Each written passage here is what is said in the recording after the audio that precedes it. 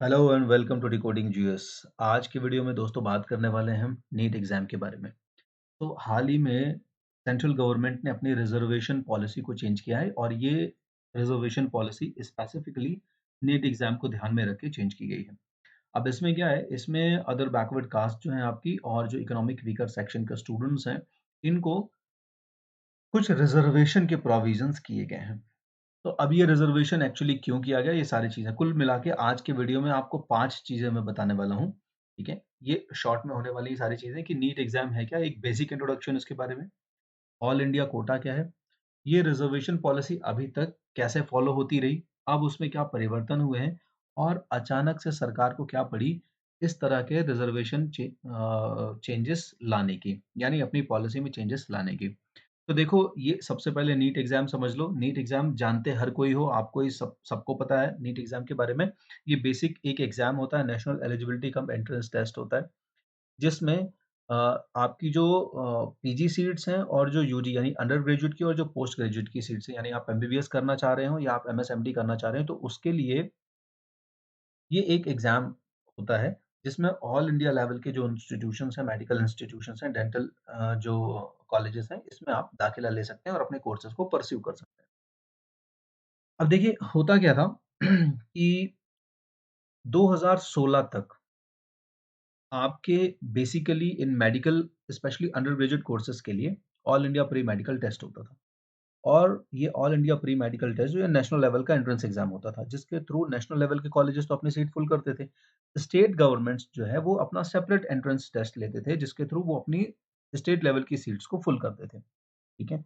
चलिए, अभी क्या हुआ कि ऑल इंडिया लेवल पर पहली बार 2013 में नीट एग्जाम को एनटीए ने कंडक्ट करवाया। अब ये नीट कहाँ से आ गया और क्या ज़रूरत पड़ी? तो एक्चुअल में क्या था कि इंडियन मेडिकल काउंसिल एक्ट है, ठीक है? इंडियन मेडिकल काउंसिल एक्ट में एक सेक्शन इंसर्ट किया गया था इसमें अमेंडमेंट के थ्रू, जो सेक्शन कहता था, सेक्शन डी था ये, सेक्शन कहता था कि एक यूनिफॉर्म एंट्रेंस एग्जामिनेशन किया जाए, जिसके थ्रू सारे मेडिकल एजुकेशनल इंस्टीट्यूशंस जो हैं, है ना? अंडर ग्रेजुएट लेवल पर और पोस्ट ग्रेजुएट लेवल पर, उनको भरा जाए। ये एग्ज़ाम हिंदी, इंग्लिश और बाकी सारी भाषाओं में जो भी भारत की संविधान में भाषाएँ हैं, उनमें ये एग्ज़ाम कंडक्ट करवाया जाए। तो 2013 में ये पायलट प्रोजेक्ट के तौर पर हुआ, लेकिन डिसकंटिन्यू हो गया। 2016 के बाद से ये प्रॉपरली होने लग गया और एनटीए इसको कंडक्ट करा रहा है।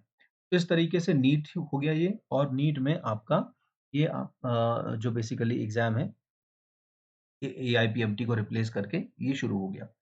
अब अगर हम आगे बात करें कि इसमें ऑल इंडिया कोटा कहाँ से इंसर्ट हो जाता है, कहाँ से उसका रोल आता है, तो देखिए, ऑल इंडिया कोटा है क्या बेसिकली, जब सुप्रीम कोर्ट ने पहली बार 1986 में ये डायरेक्शंस दिए कि बहुत सारे ऐसे स्टूडेंट्स हैं जिनको दाखिला लेना है, जो मेरिटोरियस हैं और जो बहुत सारे मेडिकल कोर्सेज़ में, यानी यूजी और पीजी के मेडिकल कोर्सेज़ में दाखिला लेना चाहते हैं। तो ज़रूरी नहीं कि वो अपने डोमिसाइल के स्टेट्स में ही दाखिला लें। एक ऐसा आप पूल बनाइए, एक ऐसा कोटा बनाइए, सरकार को ऐसे इंडिकेशंस दिए, डायरेक्शंस दिए कि एक ऐसा पूल बनाइए, एक ऐसा कोटा बनाइए, ऑल इंडिया कोटा, जिसमें कुछ सीट्स रिज़र्व हों, जिसमें ये सीट्स जो हैं वो डोमिसाइल फ्री हों। कोई भी स्टूडेंट जो है वो एडमिशन ले सके। ये मैटर नहीं करता कि वो उस पर्टिकुलर स्टेट को बिलॉन्ग करता है कि नहीं करता है, ठीक है? तो इस तरीके से मेरिट बेस्ड अपॉर्च्युनिटीज़ होंगी और एंट्रेंस जो होगा उसमें मेरिट के बेसिस पर ये सीट्स जो है वो सारी फिल की जाएँगी। तो 1986 में ये एआईक्यू यानी ऑल इंडिया कोटा की स्कीम जो है ये रखी गई। अब देखो, एंट्रेंस एग्ज़ाम तो हो ही रहे थे, इसमें कोई डाउट नहीं था, है ना? और एग्ज़ाम वैसे ही है, लेकिन अभी क्या होगा कि कुछ सीट्स जो हैं, वो स्टेट गवर्नमेंट्स सरेंडर करेंगी ऑल इंडिया कोटा के तहत। तो लगभग 15% यूजी सीट्स और 50% पीजी की जो सीट्स हैं, पोस्ट ग्रेजुएट जो सीट्स हैं, इनको स्टेट गवर्नमेंट्स ने सरेंडर किया। ये ऑल इंडिया कोटा के तहत आ गई और अब जो एग्ज़ाम होंगे, इसमें ऑल इंडिया कोटा के तहत ये सीट्स भरी जाएँगी। क्लियर है? चलिए, तो 1986 में सुप्रीम कोर्ट के ऑर्डर के थ्रू ये सीट भर गई। अब इसमें ये था कि जैसे मान लीजिए कोई उत्तर प्रदेश का रहने वाला है, अब वो चाहता है कि वो वेस्ट बंगाल के किसी कॉलेज में एडमिशन ले ले, ठीक है? मेरिट के बेसिस पर, तो वो एग्ज़ाम में बैठेगा, अपीयर होगा मेरिट लिस्ट में उसकी जो भी रैंकिंग रहेगी उसके बेसिस पे अगर वो मान लीजिए अब उसको ईएसआईसी में एडमिशन लेना है। ईएसआईसी मेडिकल कॉलेज में, तो अब ईएसआईसी भी अच्छा खासा मेडिकल कॉलेज है, उसको इसमें एडमिशन लेना है। तो ऑब्वियस सी बात है वो नीट एग्ज़ाम में बैठे, नीट एग्ज़ाम में उसकी मेरिट रैंकिंग के बेसिस पर उसको ये अगर वो उस परसेंट पूल में उस मेरिट लिस्ट के क्राइटेरिया में आ रहा होगा तो उसको मिल जाएगी। यहाँ नहीं मिली तो उसकी स्टेट की सीट तो उसको मिल ही जाएगी। क्लियर है? तो ये सिचुएशन जो है, ये बन गई ऑल इंडिया कोटा के तहत। और स्पेशली आपके जो ऑल इंडिया लेवल के इंस्टीट्यूशंस थे, वहाँ पर तो सारी की सारी सीट्स जो थी 100% सीट वो इसी के तहत रखी गई, ऑल इंडिया कोटा के तहत रख दी गई। ठीक है? उनको हम नीट के एग्ज़ाम से ऑल इंडिया कोटा के तहत ही भरेंगे। चलिए, अब ये तो हो गया ऑल इंडिया कोटा। अब हम समझते हैं रिज़र्वेशन पॉलिसी के बारे में। तो देखो, यहाँ पर सरकार ने कह तो दिया कि ऑल इंडिया कोटा बनाइए और उसके तहत रिज़र्वेशन रखिए कुछ सीट्स का और जो आपके शेड्यूल्ड कास्ट के लोग हैं और जो बाकी कम्युनिटी के लोग हैं, उनकी सीट्स को इसके थ्रू फिल कीजिए। लेकिन 2007 तक ये रिज़र्वेशन बिल्कुल भी इम्प्लीमेंट नहीं हुआ। ऑल इंडिया कोटा के तहत किसी को एडमिशन नहीं हुए, ध्यान रखिएगा।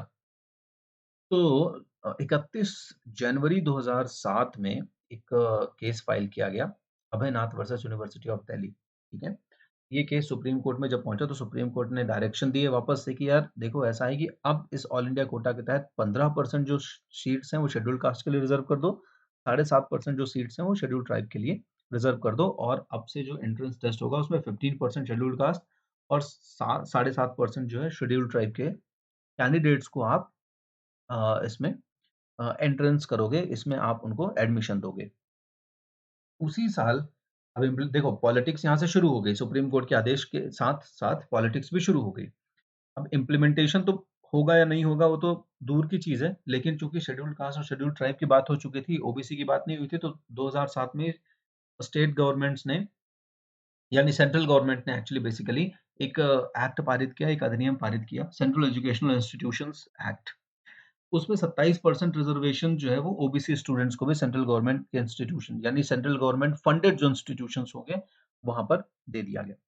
अब यहाँ पर बड़े लेवल पर रिज़र्वेशन तो शुरू हो गया, लेकिन अभी भी ऑल इंडिया कोटा के तहत सीट्स का डिस्ट्रीब्यूशन नहीं हो रहा था। क्लियर है? 2019 में आपको पता ही है कि जो 10% सीट्स हैं वो इकोनॉमिक वीकर सेक्शन के थ्रू अ, जानी थी यानी कि इकोनॉमिक वीकर सेक्शन के लिए रिज़र्व कर दी गई थी कि एजुकेशनल इंस्टीट्यूशन और तमाम जॉब वगैरह में इकोनॉमिक वीकर सेक्शन को रिज़र्वेशन मिलेगा। क्लियर है? अच्छा, अभी भी ऑल इंडिया कोटा जो है वो नीट में लागू नहीं हुआ था, स्पेशली फॉर स्टेट इंस्टीट्यूशंस वगैरह के लिए तो लागू नहीं हो रहा था। तो प्रॉब्लम ये बनी हुई थी कि नीट में लागू करवाया जाए, है ना? और इसके लिए बड़े पैमाने पर क्या हुआ, प्रोटेस्ट वगैरह होने लग गए। ओबीसी और ईडब्ल्यूएस का जो रिज़र्वेशन है सुप्रीम कोर्ट के द्वारा बाकायदा दे दिया गया है। लेकिन स्टेट गवर्नमेंट्स अभी उसको प्रैक्टिकली इम्प्लीमेंट नहीं कर पा रही हैं, यानी सेंट्रल गवर्नमेंट भी उसको प्रॉपर्ली प्रैक्टिकली इम्प्लीमेंट नहीं कर पा रही है। तो अभी जुलाई में पिछले जुलाई में जब आने वाला था उसके कुछ समय पहले ही तमिलनाडु सरकार ने यानी जो डीएमके रूल तमिलनाडु सरकार थी उसने एक मद्रास हाई कोर्ट में पिटीशन फाइल किया, ठीक है? मद्रास हाई कोर्ट ने ये कहा कि भई ऐसा है कि इसमें ओबीसी स्टूडेंट्स को भी इंक्लूड करो और चाहे ओबीसी हो, चाहे ईडब्ल्यूएस हो, सारे को क्योंकि एसटी और एससी को सुप्रीम कोर्ट ने पहले इंक्लूड कर दिया था। अब ओबीसी और ईडब्ल्यूएस के लिए अभी तक कोई ऐसा नहीं था, तो उन्होंने कहा इनको भी इंक्लूड करो और सीट्स को रिज़र्व करके इनको इंक्लूड करना शुरू करो एग्ज़ामिनेशंस में। यानी जब आप नोटिफ़िकेशन निकालो तो उसमें ये सीट का मेंशन होना चाहिए कि इन पर्टिकुलर कम्युनिटी के लोगों को सीट्स जो है वो रिज़र्व करी जाएँगी। यानी जितनी भी सीट फिल की जाएँगी इस एग्ज़ाम के थ्रू वो इस कैटेगरी के पर्टिकुलर पर्सन को जो है वो अलॉट की जा रही है। अभी जब 2021 में नीट का नोटिफ़िकेशन आया, ठीक है? तो उसमें ऐसा कुछ मेंशन नहीं था। यहाँ पे आप देखो। नीट का जो 2021 का नोटिफ़िकेशन आया तो बिल्कुल भी ऐसा कुछ मेंशन नहीं था कि ओबीसी और ईडब्ल्यूएस के लिए ऑल इंडिया कोटा के तहत सीट रिज़र्व की जाएँगी। अब जैसे ही नोटिफ़िकेशन आया, अब इस सितंबर में एग्ज़ाम होने वाला है, तो बड़े पैमाने पर फिर से प्रोटेस्ट हुआ और डीएमके जो है, यही आपकी इसने फिल किया फिर से कंटेम्प्ट पिटीशन यानी कि आप कह सकते हो कि एक अवमानना की याचिका दायर करी। अवमानना की याचिका मतलब कोर्ट की अवमानना हुई है, कोर्ट के आदेश को नहीं माना गया। ठीक है? तो जुलाई 19 में अभी मद्रास हाई कोर्ट ने कहा कि भई लग रहा है कि केंद्र सरकार का मन जो है वो मानने का नहीं है ना? और लास्ट ईयर जो हमने बातें करी थी कि ये इम्प्लीमेंट होना चाहिए, वो अब सरकार मानना नहीं चाह रही। ठीक है? तो वो अभी आपके जो सॉलिसिटर जनरल थे तुषार मेहता, इन्होंने बाकायदा वहाँ पर मद्रास हाई कोर्ट में जाके अपना जो है वो सबमिशन दिया कि देखिए साहब ऐसा है कि हम ये जो सीट्स का इम्प्लीमेंटेशन है ना, ओबीसी कोटा और ईडब्ल्यूएस कोटा के तहत एमबीबीएस सीट्स के लिए, इसको हम बड़े लेवल पर इम्प्लीमेंट करने बस जाने ही वाले थे कि ये थोड़ा-सा हो गया अभी, है ना, एजिटेशन हो गया। यानी हमारा पूरा प्लान तैयार है और हम उसको इम्प्लीमेंट कर ही रहे हैं। तो इस चीज़ को लेके सरकार ने ये अ, रिज़र्वेशन पॉलिसी को जो भी है वो चेंज करके अभी ला दिया है, जो न्यूज़ में बनी हुई है। अब इससे परिवर्तन क्या होने वाले हैं, तो बड़े पैमाने पर ओबीसी और इकोनॉमिक वीकर सेक्शन कैटेगरी के जो स्टूडेंट्स हैं, उनको ऑल इंडिया कोटा के तहत मेडिकल कॉलेजेस में इस यानी करंट एकेडमिक ईयर में जो सितंबर में भी नीट का एग्ज़ाम होगा, उसके थ्रू सीट्स मिल जाएँगी। इससे लगभग 1500 ओबीसी स्टूडेंट्स को फ़ायदा मिलने वाला है एमबीबीएस में और 2500 ओबीसी स्टूडेंट्स को फ़ायदा मिलने वाला है पोस्ट ग्रेजुएट कोर्सेज़ में, ध्यान रखिएगा, ठीक है? इसके साथ-साथ 550 अ, स्टूडेंट्स जो हैं, उनको यूजी कोर्सेज़ में एमबीबीएस में फ़ायदा मिलने वाला है और 1000 इकोनॉमिक वीकर सेक्शंस को पीजी कोर्स में फ़ायदा मिलने वाला है। तो ये स्टेटमेंट जो है वो हेल्थ मिनिस्ट्री ने दिया है और देखते हैं कि अगर ये इम्प्लीमेंट प्रॉपरली हो जाता है, तो किस लेवल पर फ़ायदा सच में होता है उनको और आगे चल के जो हमारे कंट्री का हेल्थ इंफ्रास्ट्रक्चर है, उसमें ये कितना कंट्रीब्यूट करते हैं। तो बने रहिए डिकोडिंग जीएस के साथ, स्वस्थ रहिए, मुस्कुराते रहिए। Thank you.